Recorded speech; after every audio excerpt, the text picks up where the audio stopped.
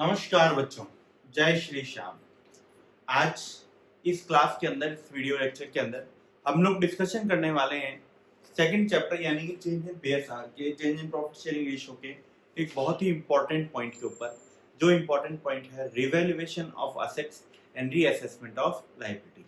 मैंने क्या बोला, मैं इसको बोर्ड पे लिख करके बता देता हूँ जिससे आपको समझने में थोड़ी आसानी हो। मैंने बोला revaluation of assets, revaluation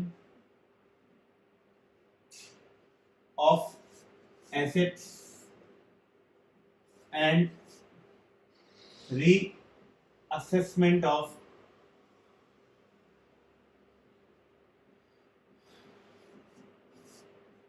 liabilities। ये हमारा आज का डिस्कशन वाला पॉइंट है, revaluation of assets and reassessment of liability. अब ये revaluation of assets and reassessment of liability चीज क्या है? असेट्स की वैल्यू, रीवैल्यू का मतलब तो समझ ही गए होंगे, दोबारा से वैल्यू लगाना, और लायबिलिटीज की वैल्यू को दोबारा से असेस करना। आप कई सारी बुक्स के अंदर, कई सारे ऑथर्स के अंदर, कई सारे टीचर्स के नोट्स के अंदर ये पाएंगे कि टॉपिक का नाम लिखा होता है revaluation of assets and liability. तो साहब असेट्स का तो रिवैल्यूएशन पॉसिबल है, मेरे हिसाब से लायबिलिटीज का रीवैल्यूएशन पॉसिबल नहीं है। वैल्यूएशन हमेशा उसी चीज का लगाया जा सकता है जो चीज आपके अंडर है। तो आपके अंडर तो सारी आपकी एसेट्स होती हैं, लायबिलिटीज आपके अंडर होती नहीं है। आप अपनी एसेट्स के साथ चाहे जो कर सकते हैं, आप चाहे तो एसेट्स को बाजार में बेच सकते हैं, आप चाहे तो एसेट्स को यूज कर सकते हैं, आप चाहे तो एसेट्स को पटक सकते हैं क्योंकि आपकी उसके ऊपर ओनरशिप है। बट लायबिलिटीज के साथ आप कुछ भी नहीं कर सकते, सिर्फ एक काम कर सकते हैं, लायबिलिटीज का पेमेंट करें और उसको छुड़ाएं। उसके अलावा आपके पास लायबिलिटी रिगार्डिंग कोई ऑप्शन नहीं होता।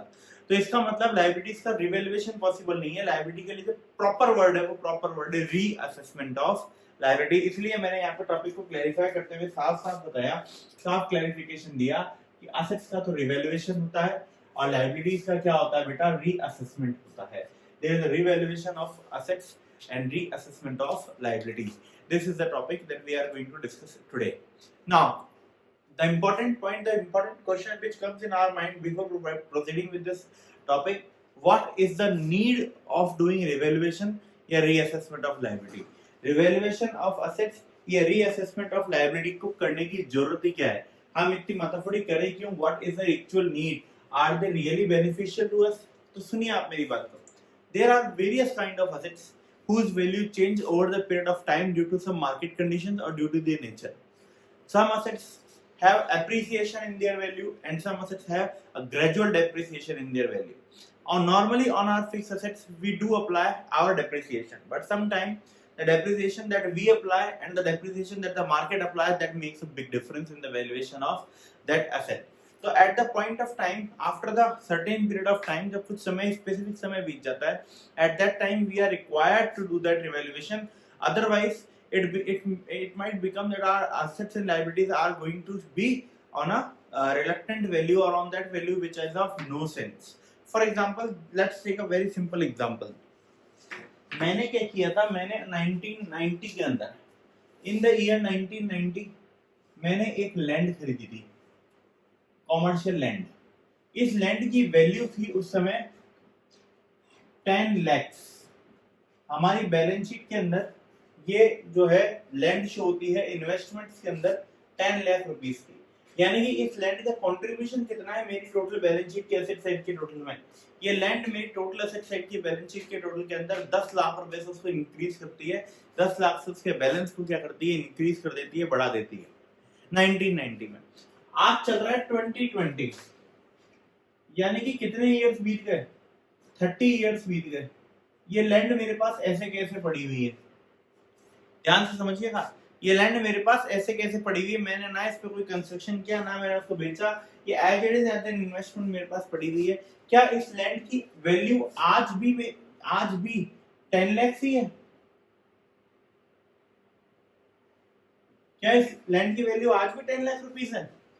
सोच के बताइए। नहीं ना, ऑब्वियसली आज इस लैंड की वैल्यू चेंज हो चुकी है। मैं मान लेता हूं आज इस लैंड की वैल्यू है 1 करोड़। कितने की हो गई है? 1 करोड़ की हो गई है। 30 साल में 1 करोड़ की हो जाना कोई बड़ी बात नहीं है, कोई ऐसी बात नहीं है जो एक्सेप्टेबल नहीं है, it is acceptable. But due to historical cost concept, due to historical cost concept, ये लैंड आज भी मेरी एसेट्स के अंदर, आज भी मेरी बैलेंस शीट के अंदर कितने रुपए की शो हो रही होगी? 10 लाख रुपीस की। मतलब मेरे पास एक ऐसी एसेट है जिसकी 2020, आज इस साल नया साल चालू हो गया 1/4/2020 से, इस साल के अंदर जिसकी वैल्यू 1 करोड़ है, उसकी वैल्यू में 1 करोड़ की जगह कितनी दिखा रहा हूं बुक्स के अंदर? 10 लाख। यानी कि मेरी एक एसेट है जिसकी वैल्यू 90 लाख रुपीस से इंक्रीज हो चुकी है, बट मैंने उस इंक्रीज को रिकॉर्ड नहीं किया, मैंने उस इंक्रीज को कंसीडर ही नहीं कर रहा। क्यों नहीं कंसीडर कर रहा? Due to historical cost concept. Historical cost concept कहता है, क्या कहता है हिस्टोरिकल कॉस्ट कॉन्सेप्ट? कि भैया बुक्स ऑफ अकाउंट्स के अंदर एसेट्स को हमेशा उसी वैल्यू पे रिकॉर्ड करना होता है जिस वैल्यू पे आपने परचेज करी है। क्योंकि आपने एसेट परचेज करी थी 10 लाख में, तो 10 लाख पे रिकॉर्ड होगी। और कंजर्वेटिज्म भी कंसेप्ट भी ये चीज कहता है कि भैया किसी भी एंटिसिपेटेड प्रॉफिट्स को बुक्स ऑफ अकाउंट्स के अंदर रिकॉर्ड नहीं किया जा सकता। तो क्योंकि हमने एसेट बेची नहीं है, क्योंकि हमने एसेट अभी तक सेल नहीं करी है, तो 90 लाख का जो प्रॉफिट है वो हमको अभी तक डिराइव नहीं हुआ है, इसलिए हम इस वैल्यू की एसेट्स को हम 1 करोड़ पे नहीं लिख सकते, ऐसे हमारे प्रिंसिपल्स ने हमको कहा। और क्या अब ये चीज हमें हमारे प्रिंसिपल्स ने कह दी, बट यहाँ पे मैं इनको तोड़ने का एक कारण बताता हूँ आपको। देखिए अकाउंटेंसी बहुत फ्लेक्सिबल है, हमारे पास यहाँ पे एक सब्सटेंशियल एक रीजन है इस चीज को बिलीव करने का कि इस एसेट की वैल्यू अब 10 लाख नहीं है, अब 1 करोड़ हो चुकी है। हम एक प्रोफेशनल इंजीनियर को, प्रोफेशनल वैल्यूअर को लेकर के इसकी वैल्यूएशन करवा सकते हैं। उसकी वैल्यूएशन का जो रिटर्न प्रूफ आएगा वो हमें इस बात का प्रूफ देगा कि आज ही अगर हम इस लैंड को बाजार में बेचने जाएं तो हमें 1 करोड़ रुपीस मिल जाएंगे। यानी कि इस एसेट पे होने वाला 90 लाख रुपए का फायदा अब एंटिसिपेटेड नहीं है, वो फायदा एक्चुअली हमको हो चुका है बट रिसीव नहीं हुआ है। वो रिसीव ऑब्वियसली जब भी होगा जब हम इसको सेल करेंगे।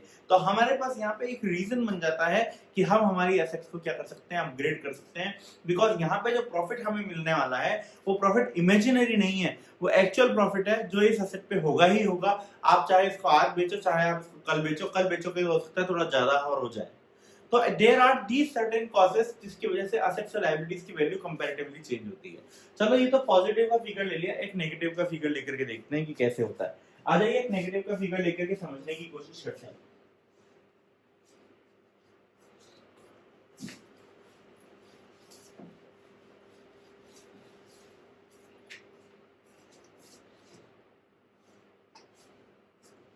मान लीजिए मेरे पास एक कार है, एक कार है, कार को मैंने खरीदा था 10 लाख रुपीस में 2000 में, ईयर 2000 में, ठीक है। अभी चल रहा है 2020। मैं इसके ऊपर रेट ऑफ डेप्रिसिएशन, मेरी फर्म की रेट ऑफ डेप्रिसिएशन इसके ऊपर रहता है 10% पर एनम, और इसकी रफ वैल्यू मेरे हिसाब से निकल करके आ जाती है 2020 की बुक वैल्यू मेरे हिसाब से इसकी निकल के आती है 2 लाख। एक एस्टिमेटेड वैल्यू ऐसे ही बता दी मैंने आपको। ये मेरी है, ये मेरा फर्म लगाता है डेप्रिसिएशन। अब मार्केट क्या करता है, मार्केट ने कार के ऊपर रेट ऑफ डेप्रिसिएशन को चेंज कर रखा है। मार्केट ने कार के ऊपर रेट ऑफ डेप्रिसिएशन को 10% की जगह मान रखा है, मार्केट ने इसको ले रखा है 30% पर एनम। अब इसकी वजह से मेरी मार्केट के हिसाब से 2020 में इसकी वैल्यू निकल के आती है 70,000 रुपए। मतलब मेरी बैलेंस शीट के अंदर एक एसेट है मोटर कार के नाम से, जिसको मैंने दिखा रखा है 2 लाख रुपए की, बट एक्चुअली बाजार के हिसाब से उसकी वैल्यू आज है 70,000 रुपए। यानी कि आज की डेट में मेरी बुक्स ऑफ अकाउंट्स के हिसाब से यदि मैं उस एसेट को बेचने जाऊंगा तो मुझे मिलना चाहिए 2 लाख रुपए, जबकि मार्केट कहता है बेटा तुझे तेरे हिसाब से कितने भी मिलने चाहिए, हमारे हिसाब से तुझे 70 ही मिलने चाहिए और तुझे 70 ही मिलेंगे। तो मतलब एक्चुअली मैंने मेरी बुक्स ऑफ अकाउंट्स के अंदर गलत वैल्यू को रिकॉर्ड कर रखा है, मेरी एसेट की वो वैल्यू ही नहीं है जो वैल्यू एक्चुअली होनी चाहिए। तो मेरी को यहाँ पे अपनी एसेट्स को रिवैल्यू करके 70,000 पे लेकर के आना पड़ेगा, मार्केट के इक्विवेलेंट लेकर के आना पड़ेगा। ये काम रोज नहीं होता, ये काम जब होता है जब लॉन्ग डिस्टेंस हो जाता है। लॉन्ग डिस्टेंस मतलब कि long period of accounting transfer हो जाता है और there is a substantial reason to change the value of asset. उसी सिचुएशन के अंदर आप क्या करते हो, आप इस तरीके का रिवैल्यूएशन का काम करते हो। तो ये रिवैल्यूएशन करने का आप कारण समझिए। रिवैल्यूएशन तभी किया जाता है जबकि क्या होता है, कोई स्पेशल रीजन होता है, जबकि कोई स्पेशल कारण होता है हमारे पास। उसके अलावा रिवैल्यूएशन करना जरूरी नहीं है, उसके अलावा रिवैल्यूएशन करना इंपॉर्टेंट नहीं है। तो due to long distance between the date of purchase and the date of revaluation, there is a difference between the value of book value of the asset and the revalued value of asset. And at the time of revaluation, at the time of reconstitution, it becomes necessary for us to do the revaluation. Reconstitution के समय हमें revaluation करना जरूरी होता है. अब वो क्यों जरूरी होता है? पिछले एग्जांपल के अंदर हमें 90 लाख रुपए का फायदा था. अगर हम रिवेल्युएशन नहीं करेंगे तो जो रेशो चेंज हो रहा है, पार्टनर्स ने प्रॉफिट को कमाया था पुराने रेशो में और अब उस पार्टनर्स उस प्रॉफिट को पाएंगे नए रेशो में. मतलब रिस्क के लिए पुराने रेशो में और 90 लाख का प्रॉफिट बटेगा नए रेशो में. तो किसी को ज्यादा मिलेगा, किसी को कम मिलेगा. तो वहां पे भी वही गुडविल और रिजर्व वाला कॉन्सेप्ट आता है और इसीलिए हमारा रिवेल्युएशन करना जरूरी हो जाता है. ठीक है, तो this is a basic need कि क्यों हमें हमारी एसेट्स और क्यों हमें हमारी लायबिलिटीज का क्या करना पड़ता है, रिवेल्युएशन करना पड़ता है. चलिए बेटे आगे चलते हैं, हम पढ़ते हैं मेथड्स ऑफ रिवेल्युएशन कि किस तरीके से मेथड्स को, क्या मेथड्स है हमारे पास रिवेल्युएशन के. Methods of revaluation and reassessment.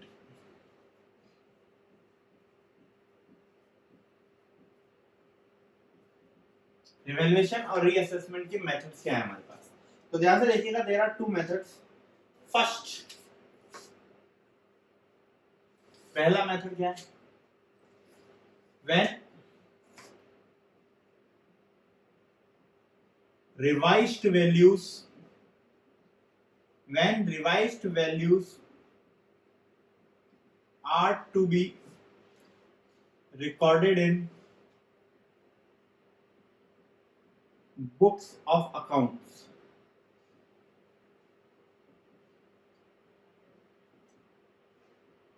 Revised values are to be recorded in books of accounts. और दूसरी वैल्यू क्या है?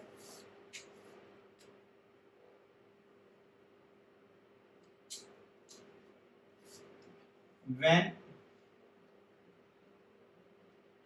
revised values are not to be recorded in books of accounts. पहले मेथड के अंदर आपको रिवाइज्ड वैल्यूज को बुक्स ऑफ अकाउंट्स में रिकॉर्ड करना होता है. रिवाइज्ड वैल्यूज को बुक्स ऑफ अकाउंट्स के अंदर रिकॉर्ड करना होता है. इसका मतलब होता है जो पुरानी वैल्यूज है उनको हटा करके नई वैल्यूज को बुक्स ऑफ अकाउंट्स के अंदर रिकॉर्ड करना पड़ता है. अब आपको पता है हमारे अकाउंटेंसी का बेस क्या है? हमारे अकाउंटेंसी का बेस है जर्नल. इसका मतलब कोई भी चीज अगर बुक्स ऑफ अकाउंट्स में आनी है यानी कि उसकी जर्नल एंट्री भी पास होगी, उसका इफेक्ट लेजर अकाउंट पे भी आएगा, तभी जाके उसका अकाउंट्स फाइनेंशियल स्टेटमेंट के ऊपर आएगा, तभी वो बुक्स ऑफ अकाउंट्स के अंदर एक्चुअल इंपैक्ट दे पाएगा. यानी कि यहाँ पे आपको पूरी अकाउंटिंग करनी पड़ती है और इस अकाउंटिंग को करने के लिए आपको हेल्प लेनी पड़ती है. किसकी हेल्प लेनी पड़ती है इस मेथड के अंदर? रीवैल्यूएशन अकाउंट की. कौन से अकाउंट की हेल्प लेनी पड़ती है? रीवैल्यूएशन अकाउंट की हेल्प लेनी पड़ती है. जबकि इस केस के अंदर रिवाइज्ड वैल्यूज को बुक्स ऑफ अकाउंट्स में रिकॉर्ड नहीं करते. यानी कि इस केस के अंदर books of accounts continue to pursue on those book value which are already running on. इस केस के अंदर हम क्या करते हैं, बुक्स ऑफ अकाउंट्स के अंदर जो चेंज आ रहा है बुक वैल्यूज ऑफ असेट्स का और current values of assets and liabilities का, उस चेंज से होने वाले प्रॉफिट या लॉस को पार्टनर्स उसी तरीके से एडजस्ट कर लेते हैं जिस तरीके से उन्होंने एडजस्टमेंट किया था रिजर्व्स का, जिस तरीके से उन्होंने एडजस्टमेंट किया था गुडविल का. यानी कि इसके अंदर सिंपल सा क्या किया जाता है? एडजस्टमेंट किया जाता है. और मेरे बच्चों, अभी तक के सारे वीडियोस अगर आपने देखे हैं इस चैप्टर के तो आप समझ गए होंगे जब भी हमें एडजस्टमेंट करना होता है उस समय हमें 3 कदम चलना पड़ता है. और वो 3 कदम कौन से होते हैं? सबसे पहले हमें सैक्रिफाइसिंग रेशियो निकालना पड़ता है, फिर हमें निकालना पड़ता है हमारा सैक्रिफाइसिंग पार्ट, फिर हम पास करते हैं entry gaining partners capital account debit to sacrificing partners capital account. इस चार्ट को कॉपी करने फिर हम आज पहला मेथड चालू करेंगे जबकि रिवाइज्ड वैल्यूज को रिकॉर्ड करना है बुक्स ऑफ अकाउंट्स के अंदर. आ जाइए.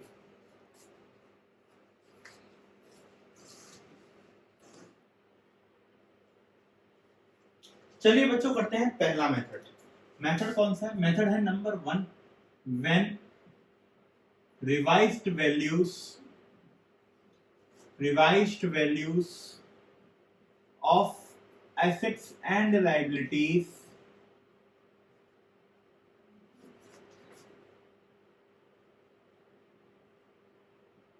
are to be recorded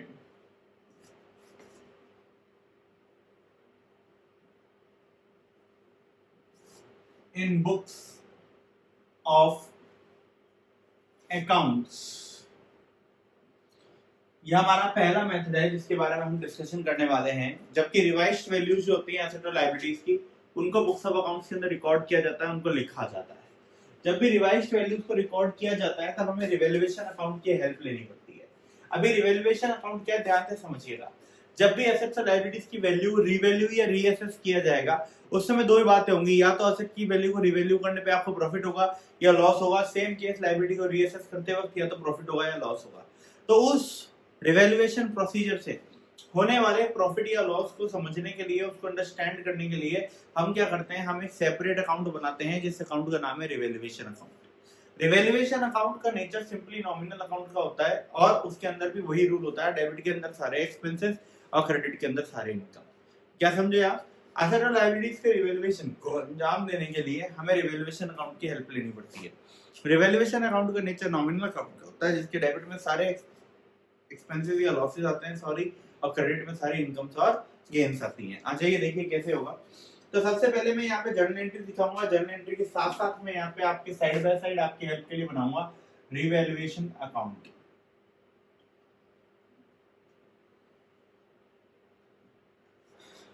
साथ के साथ रिवैल्यूएशन अकाउंट बनाऊंगा।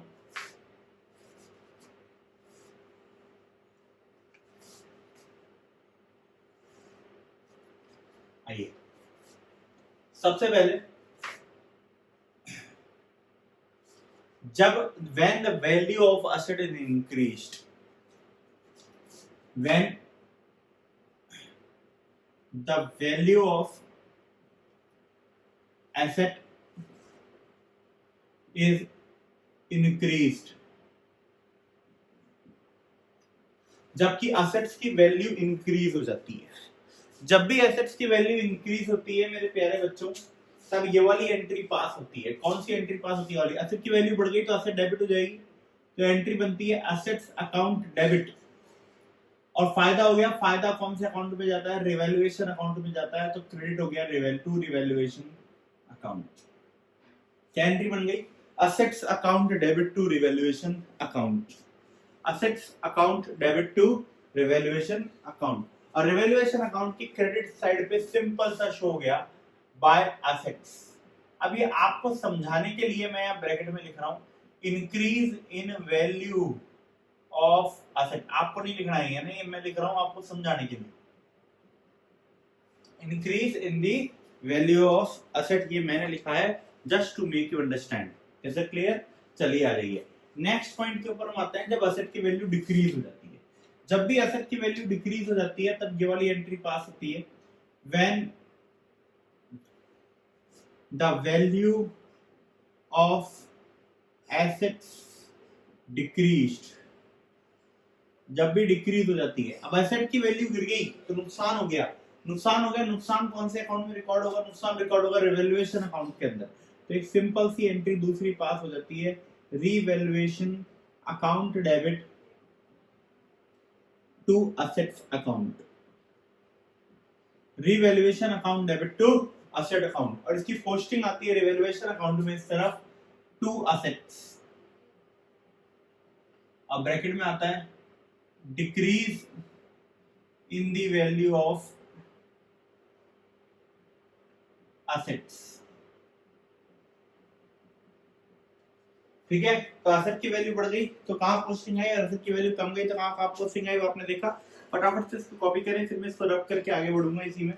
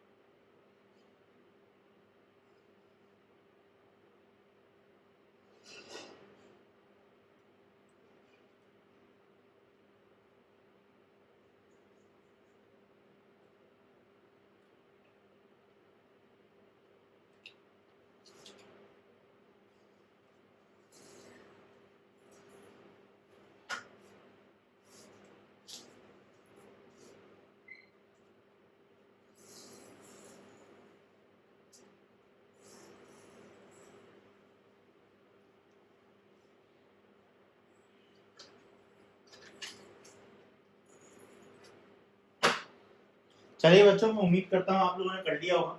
आगे की तरफ बढ़ता हूँ। अब लाइबिलिटीज के दो केसेस के आपके सामने बात करता हूँ।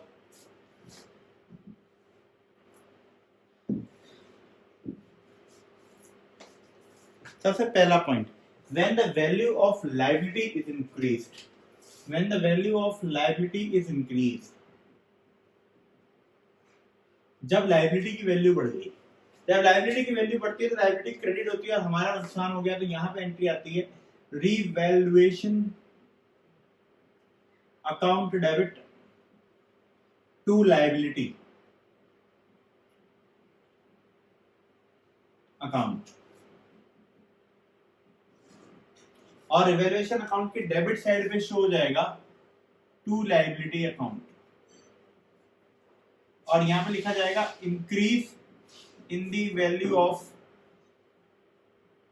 लाइबिलिटी। वहीं जब लाइबिलिटी की वैल्यू डिक्रीज हो जाती है तब क्या एंट्री बनती है, ध्यान से देखें। When the value of liability is decreased, जब वैल्यू ऑफ लाइबिलिटी डिक्रीज हो गई इसका मतलब हमारा फायदा हो गया, और जब जब हमारा फायदा होता है उस फायदे को कौन से अकाउंट में लिखा जाता है, उस फायदे को लिखा जाता है हमारे क्रेडिट साइड पे। तो यहाँ पे क्या एंट्री बन जाएगी, यहाँ पे एंट्री बनती है लाइबिलिटी डेबिट हो जाएगी, लाइबिलिटी कम हो गई तो liability account debit to revaluation,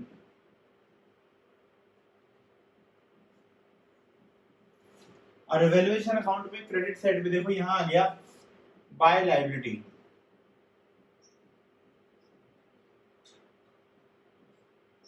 यहां आ जाएगा decrease in the value of liability. चलिए तो फटाफट से दोनों एंट्रीज को कॉपी करें, फिर मैं आपको आगे और पढ़ाता हूं।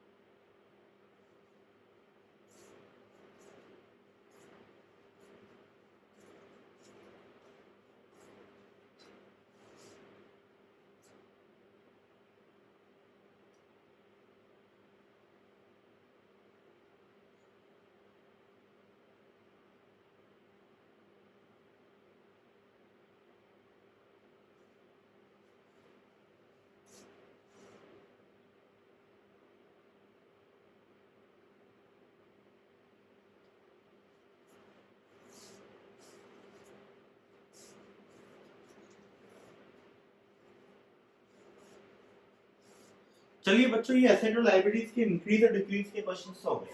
अब कई बार हमारे को इसके अंदर क्या होता है बेटा, अनरिकॉर्डेड एसेट या अनरिकॉर्डेड लायबिलिटी मिलती है। तो जब भी हमको कोई अनरिकॉर्डेड, व्हेनेवर अनरिकॉर्डेड एसेट्स मिलती है तो क्या होता है, इज रिसीव्ड।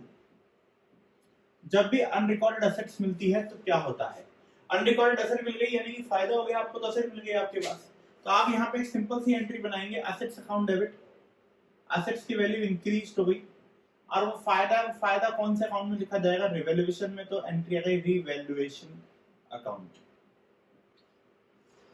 वहीं अगर कोई अनरिकॉर्डेड लायबिलिटी मिल गई आपको, whenever you received any unrecorded liability, when unrecorded liability is received,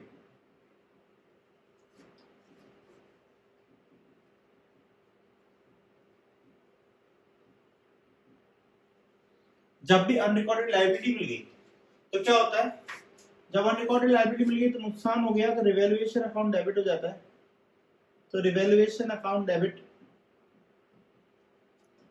to liability account. तो यहां पे पोस्टिंग आ जाएगी वापस से same to same, by assets unrecorded assets found, और यहां आ जाएगा टू लायबिलिटी unrecorded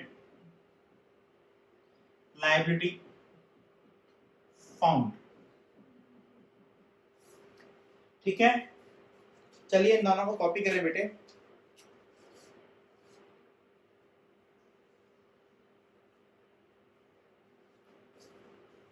उसी तरीके से बेटे इसमें प्रोविजन का इंक्रीज और डिक्रीज भी कवर होता है।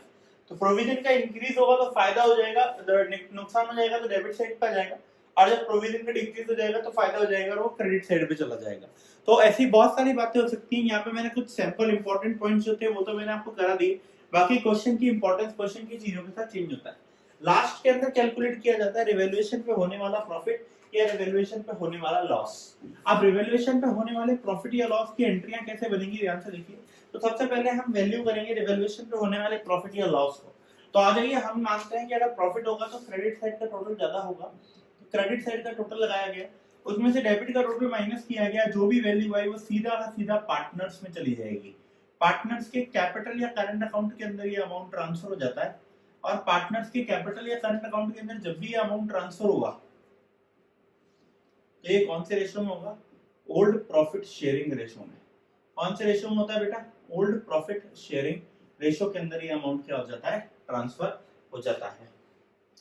ठीक है, अब इसकी एंट्री क्या बनती, एंट्री देखें आप ध्यान से बोर्ड के ऊपर, टू ट्रांसफर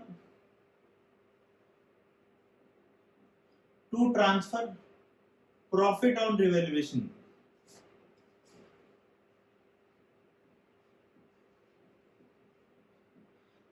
और यहां पे to transfer loss on revaluation. ठीक है, तो प्रॉफिट को ट्रांसफर करने का फॉर्मूला क्या होगा, प्रॉफिट को ट्रांसफर करने का फॉर्मूला होगा, एंट्री बनेगी मतलब revaluation account debit to partners capital account.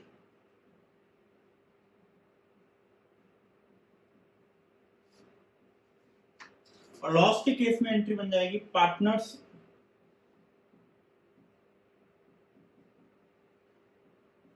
Capital account debit